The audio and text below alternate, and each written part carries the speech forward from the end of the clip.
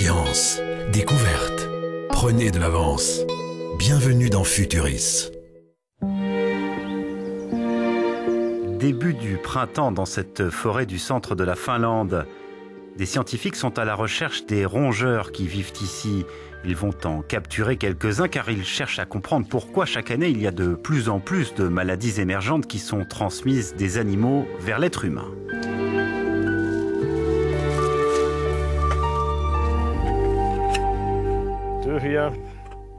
On est passé de quelques maladies émergentes dans les années 1940 à plusieurs dizaines par décennie dans les années 90 ou 2000. Renaud Lancelot est le coordinateur d'un programme européen de recherche sur les maladies émergentes intitulé EDEN.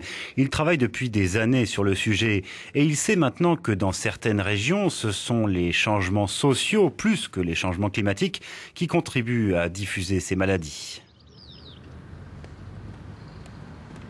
On a remarqué que dans les pays d'Europe centrale ou les pays baltes, suite à l'effondrement du bloc soviétique, beaucoup de gens se sont retrouvés dans une condition économique précaire avec perte de travail ou ressources insuffisantes et ont fréquenté les forêts pour aller ramasser des champignons, des myrtilles, des baies sauvages. Et donc cette fréquentation des forêts les a mis en contact avec des tiques, avec des insectes, avec des rongeurs qui transmettent certaines maladies à l'homme. Le projet européen étudie les maladies qui sont transmises par les moustiques ou les tiques, mais au départ il y a bien souvent des rongeurs, des animaux que Heikki Hentonen surveille depuis 40 ans et qui sont à l'origine de maladies comme la fièvre hémorragique avec syndrome rénal. Esa, comme la plupart des autres membres de l'équipe, a attrapé cette maladie qui l'a cloué au lit pendant une semaine avec 40 degrés de fièvre. Je ne pense pas avoir été un jour aussi malade dans ma vie, mais bon, ça va mieux. Après une première semaine durant laquelle j'ai vraiment été malade, il m'a fallu presque une autre semaine complète pour commencer à aller mieux.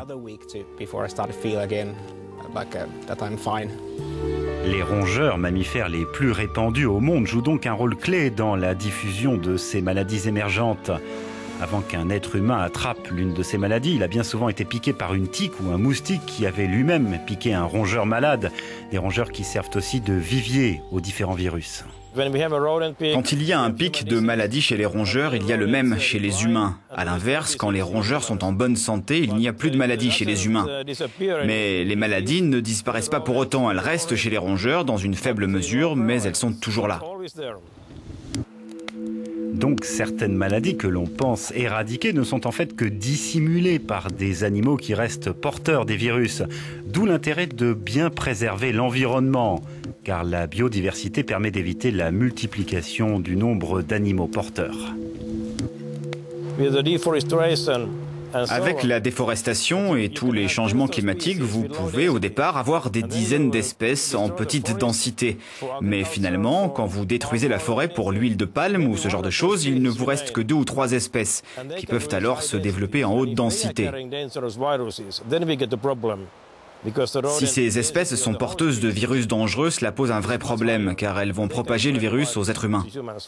Pour mieux comprendre, les scientifiques étudient donc les rongeurs avec des animaux qu'ils capturent aux 4 coins du monde et d'autres qu'ils observent directement dans leur habitat naturel.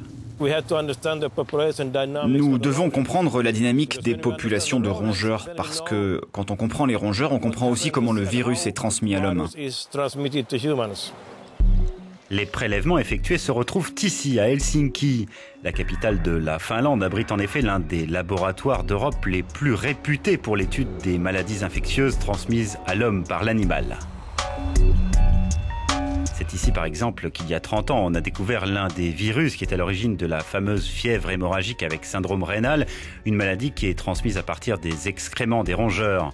À Helsinki, les spécialistes étudient les rongeurs mais aussi les hommes.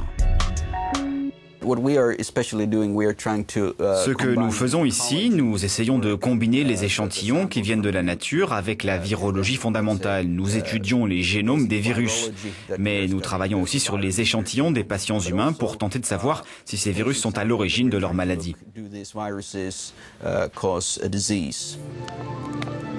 Les résultats des analyses génétiques sont ensuite envoyés dans le sud de la France, à Montpellier. Ici, on étudie la génétique des rongeurs. D'abord, il s'agit de classer les différents rongeurs, ce qui permet d'ailleurs de découvrir de nouvelles espèces. Ensuite, les scientifiques vérifient si les virus trouvés sur une espèce peuvent ou non infecter d'autres espèces de rongeurs. Si on prend une espèce de rongeur qui colonise un nouveau pays ou un nouvel environnement, avec toutes les maladies qu'elle porte, c'est important de savoir si ces virus ils vont être capables d'être transmis aux espèces qui sont présentes dans ce nouveau pays ou cet environnement, ou alors si la maladie ne va pas être transmise à ces espèces de rongeurs, parce que ces espèces de rongeurs n'ont pas les caractéristiques génétiques qui leur permettent d'être infectées par ces virus. Se pose alors une autre question. Comment les rongeurs ou d'autres animaux peuvent-ils coloniser un nouvel environnement? La réponse est assez simple. Les souris, mais aussi les moustiques ou les tiques ou n'importe quelle petite bête désagréable peut prendre l'avion, peut prendre le bateau dans des containers, etc. Et c'est une des grandes causes d'introduction de nouvelles espèces d'insectes, de rongeurs ou de végétaux, enfin toute espèce dite invasive dans de nouveaux écosystèmes.